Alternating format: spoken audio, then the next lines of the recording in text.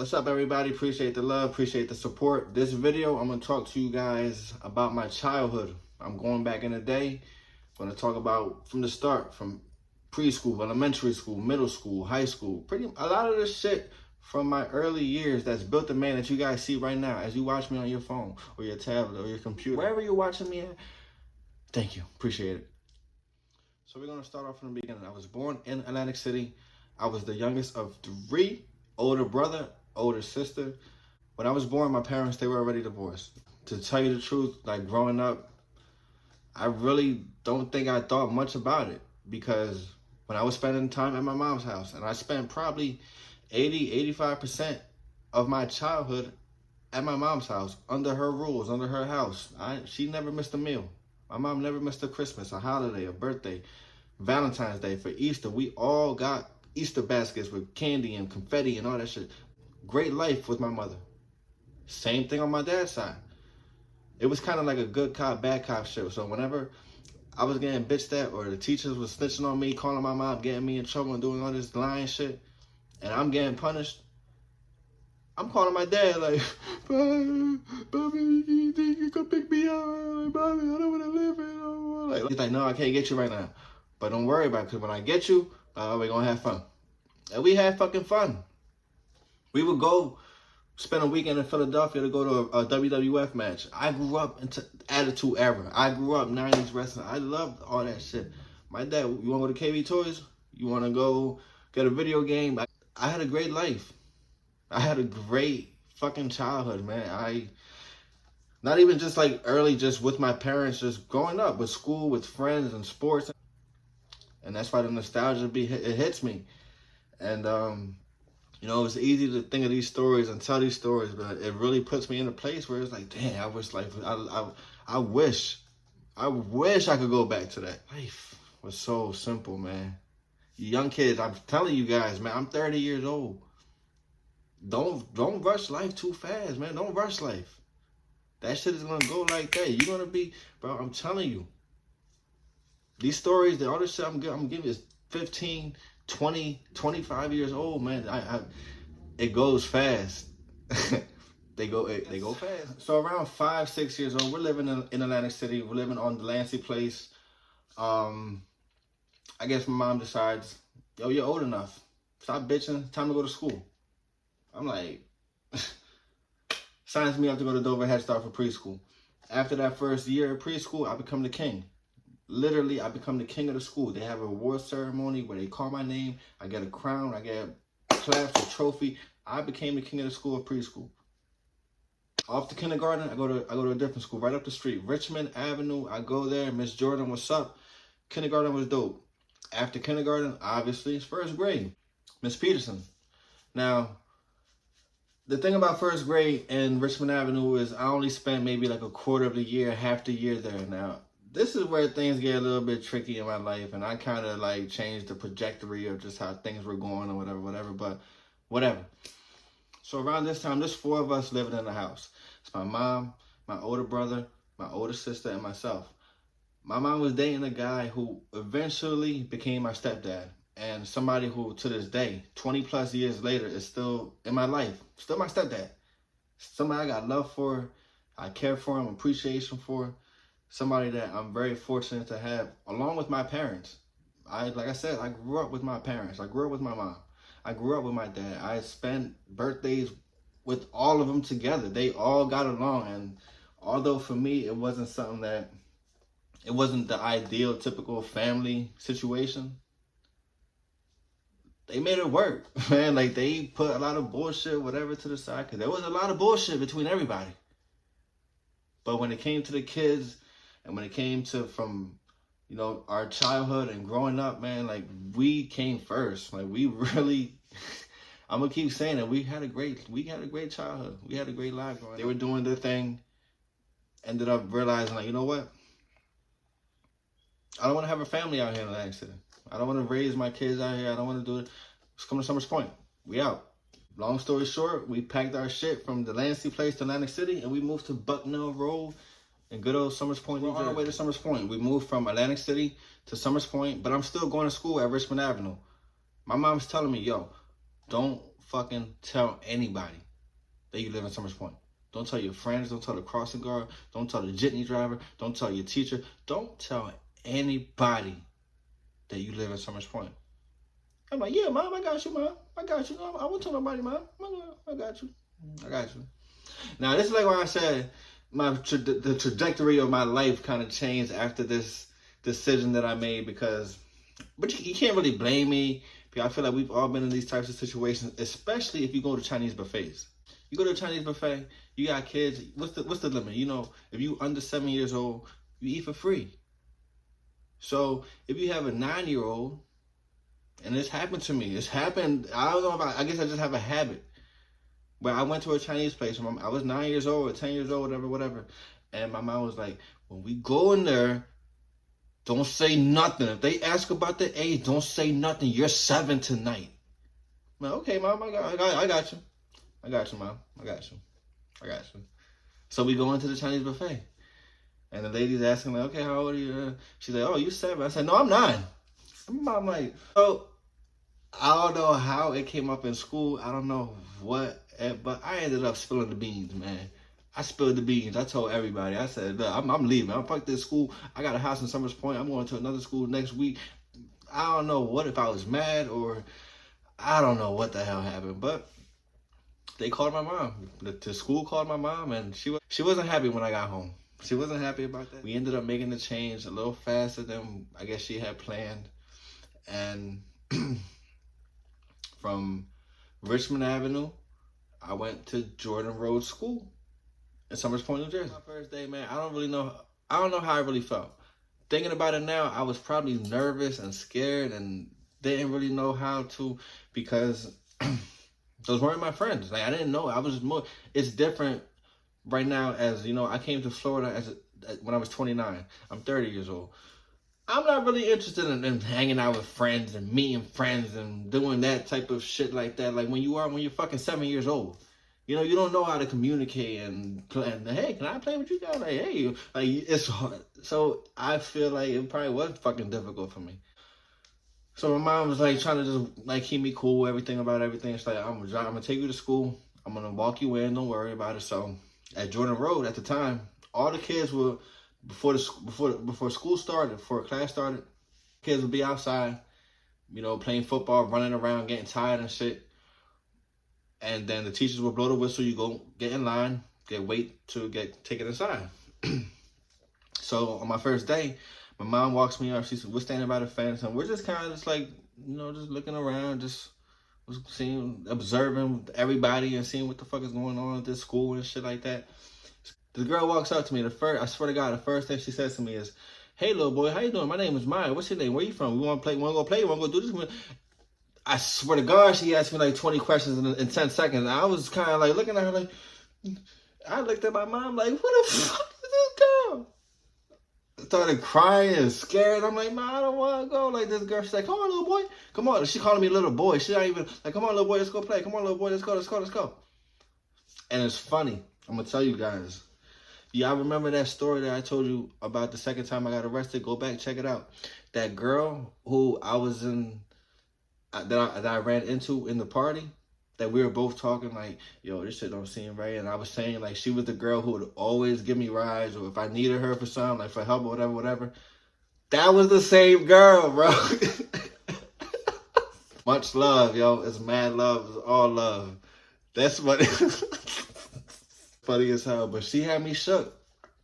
She had me scared. I was looking at her because she probably had like some bright Betty Boop glasses and like a book bag Betty Boop and jean jacket and shit like that. But she was very like, "Come on, little boy, let's go play. Don't be worried. Come on, man." Looking at my mom like, "Come on, let him go. Come on."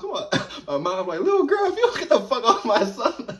I adjusted accordingly, I guess you could say. Like, I had my moments.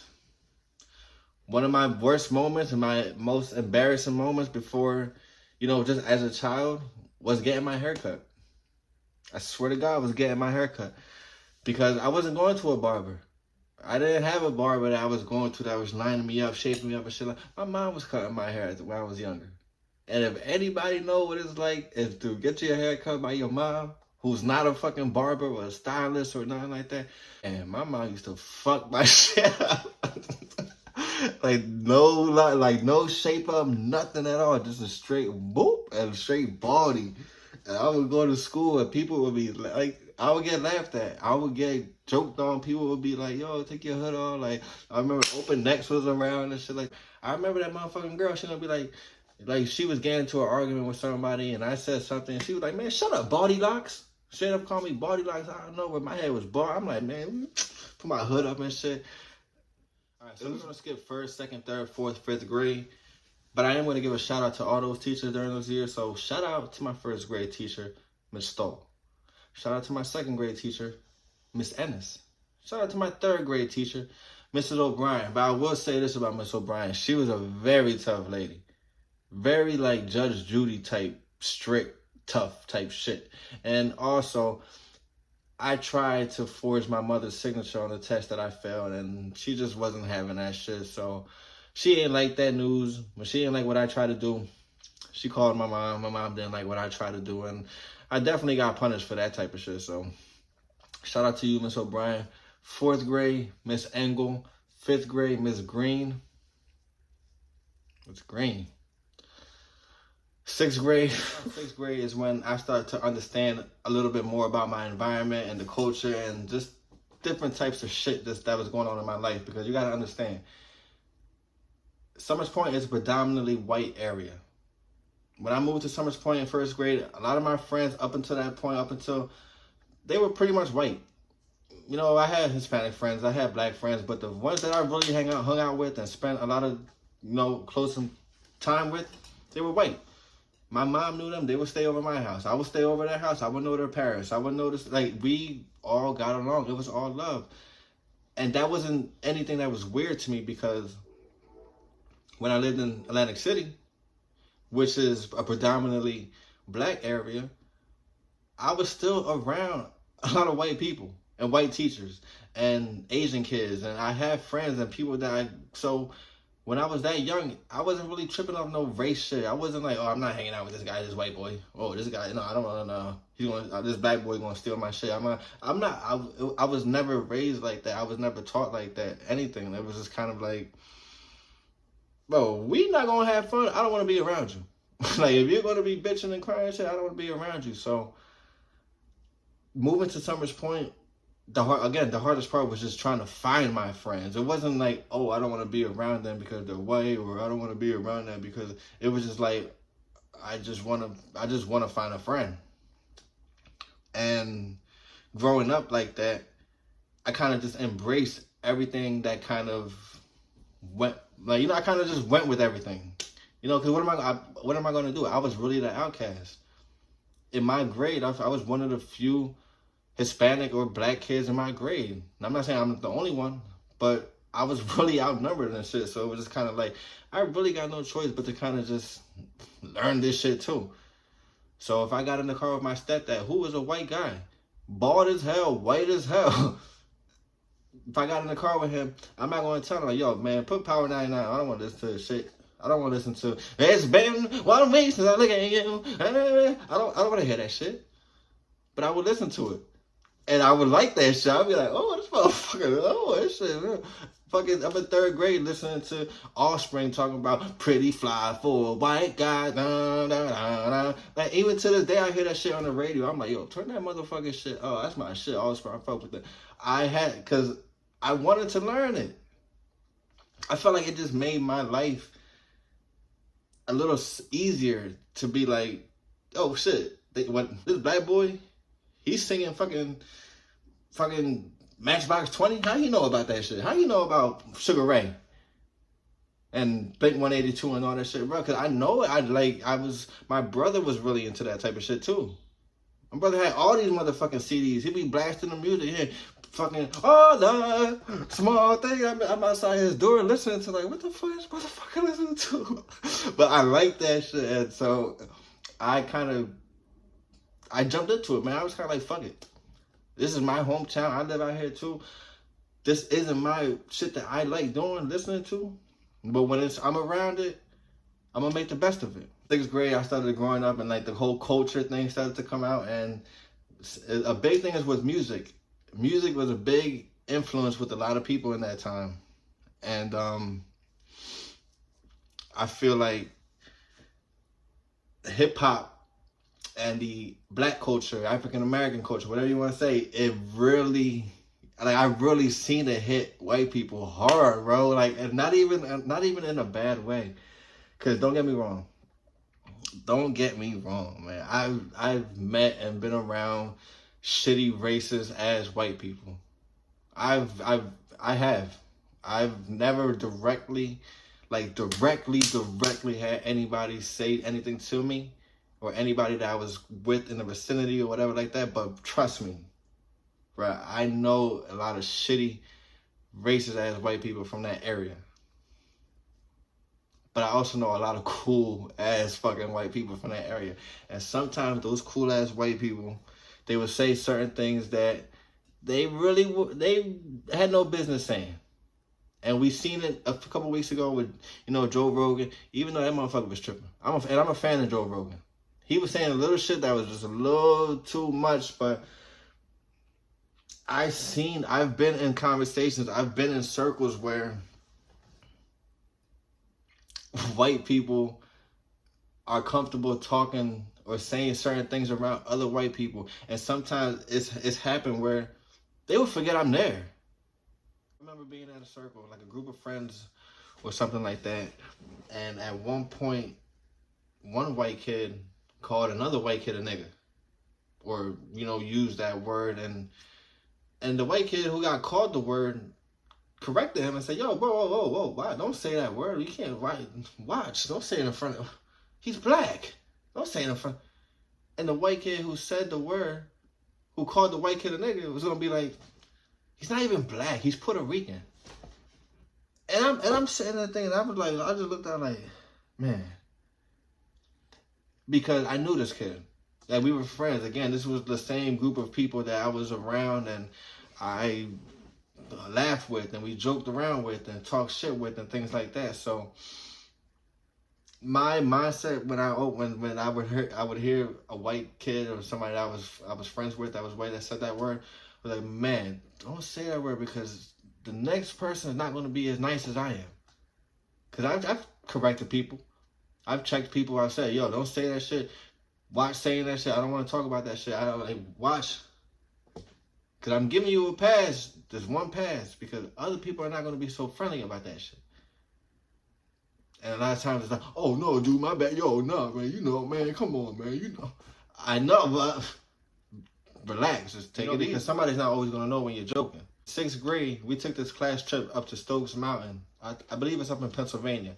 Now, this trip, it was a trip for the 6th graders of both schools, Dawes Avenue and Jordan Road. We took this trip for about a week. Met up at the school, like 4 or 5 in the morning, took Greyhound buses and shit up to the mountains. We had our own cabins. And it was pretty much like a hiking trip. One day we went hiking. One day we learned about trails. One day we had a bonfire. One day it was just, but honestly, that was probably one of the best experiences I ever had in my life. Like, just the not even the freedom, but just the fact that was a time for both schools, everybody to kind of finally really introduce each other and be around each other for the first time, other than like for the summertime and with sports and shit like that, outside of a classroom environment. And just, there's a lot of great stories, man. A lot of funny ass stories from that time from Stokes, man. So, because again, it was just kind of like it was preparing us for the next school year, where the kids from Dawes Avenue, they're coming over to our school, and we're going to finish 7th and 8th grade together before we go to high school. So on to 7th and 8th grade, again, you're maturing, you're growing up, you start seeing things a lot more. Again, you get into another relationship, you start seeing more, white people into the whole hip hop culture and to the music and to how and the clothing and things like that. And for me, it's funny because I'm just staying in my lane, and I don't even act like how they're acting. Some kids were saying nigga more than I say nigga.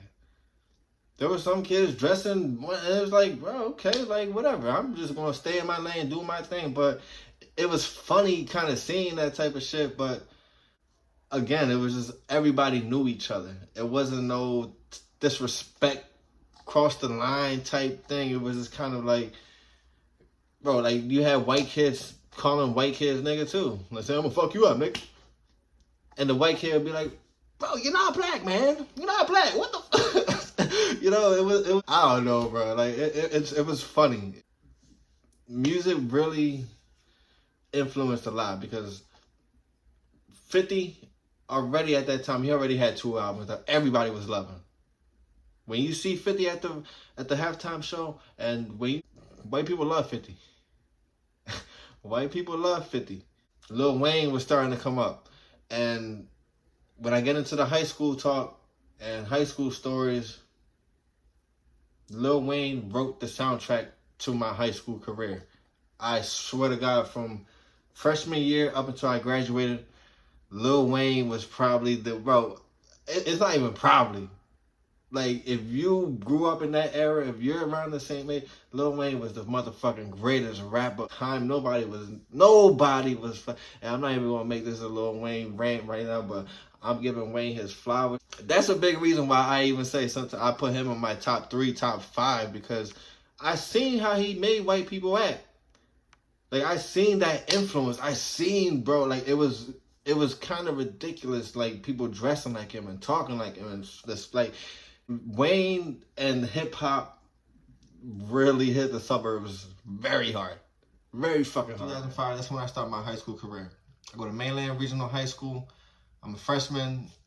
Mainland consists of 3 different towns. Summers Point being one of them. That's where I'm from. Linwood being the second one. Northfield being the third one. Talked about Summers Point being predominantly white and everything like that.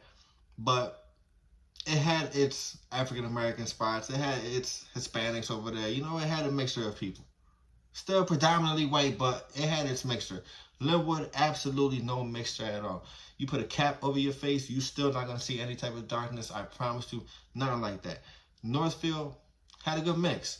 They also had Pleasantville kind of seeping in on there to get you guys cheating a little bit, but Northfield had its mixture of people. But all in all together, Mainland, for me, in my perspective, it was a predominantly white school. So, going into that, it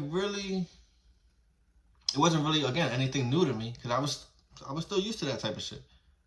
I already spent 1st grade up to 8th grade dealing with that type of stuff. So, you know, I was kind of excited to go into high school, because at that time, I was, quote unquote, an athlete. You know, I was playing football. You know, I was getting ready to play football for my freshman year. And a lot of my friends, they were football players and baseball players and athletes. We did the same shit. So it wasn't as like, it was kind of like I found my friends. I found my groups. Now it's just kind of like, now I just got to do what I got to do. As far as hitting the books and studying and getting good grades and yada yada, this and that. But so my freshman year was very regular, man. You know, I played sports, I played football, I played baseball, I got drunk, I smoked weed for the first time. You know, I got in trouble. It was regular type shit. But at the same time, while being in that school and around all those white kids and things like that, I seen how the culture still continued to seep in, but I saw it happen more frequent. Again, like I was talking about earlier, the music has such an influence on people.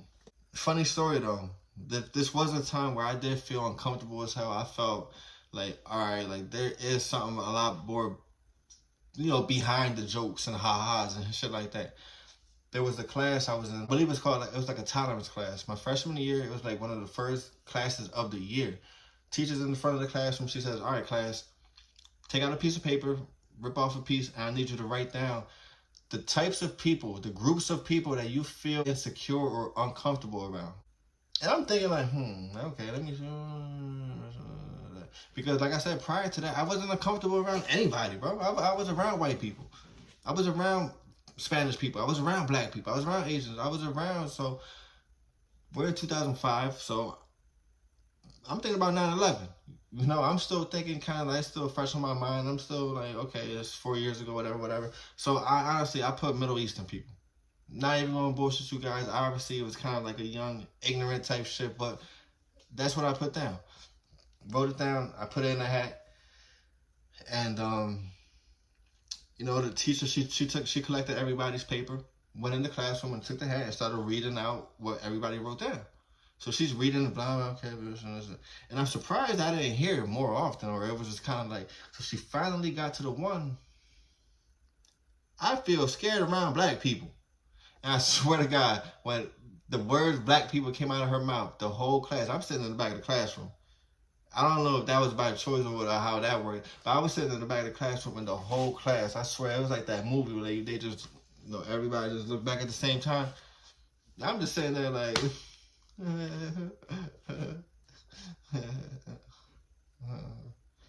like it was a very uncomfortable, awkward ass feeling, and it was just kind of like, all right, maybe I do gotta like watch how you guys be talking and shit like this, because there's no way like I never dealt with that before, and like I said, I was around white people who were saying nigga. I was around. I've heard black people say cracker. I've been called a spick, but it's all been in context. It's all been in groups of friends. I've had a friend in high school, a white kid, a white kid with red hair, calling me spickless. My name is Nicholas, but if this motherfucker wants to take Spick and Nicholas and call me spickless, you don't think I call his shit? Like, that's the type of relationship it was at the time, and that's how it really was with a lot of people growing up, like in this area, or where I was at. Even in my house, like I said, my stepdad is white. When we moved to Summers Point, it was just me, my older brother, and my older sister, my mom's kids. We moved to Summers Point. My mom had 2 children by him, half white. And I promise you, me and my older sister and my mom, we would all joke around and, yo, Ritz Cracker, yo, where's Saltine Cracker? Talking about the younger siblings, my little brother, my little sister. Like, where's Saltine at? Where's Saltine at? Just cracking jokes like this. Like, it was never, ever no type of disrespect when anybody crossed the line like that. Between family, between friends, between school, it was never. Again, the people who really did cross the line, they got dealt with, they got handled with. It was kind of like, okay, you get a pass, but a lot of people that I was around, they knew better. It was just kind of like, all right, like, I have no reason to even be saying that word, so let's not even do it. They didn't argue like, oh, you say it, why can't I say it? It was just kind of like, all right, bro, like, I get it, I feel you, bro. And you wouldn't hear from them again. Like, the lines was never crossed. And going back to, just talking about a lot of the people I was around and the kids I was around. Bro, some of the white kids I was around, especially the white boys from Linwood, I'm going to give you guys a shout out, man, because I've never been around white kids who fuck with Wu-Tang as hard as a lot of you guys listen to Wu-Tang. Like, seriously, on no bullshit. Like, and it was different. It was because the white kids I was around at Summers Point, they were like 50 Cent, like, you got the radio shit and like things like that. But to go and hear kids from Linwood, and they calling themselves L-Dub, like, and they got the Wu-Tang sign, and they really fucking, but then you see them in the street, you got them motherfucker on a longboard, he got a tie-dye shirt on, probably holding a bong and shit. You like, this hippie motherfucker, this and that. You be like, yo, what you listening to? You got, man, I got the Wu on right now. Like, yo, what the like, bro, like, it was dope seeing that type of shit, man. It was dope seeing, like I said, there was some cool ass white people I've been around in my life. In high school, I've been around, things like that.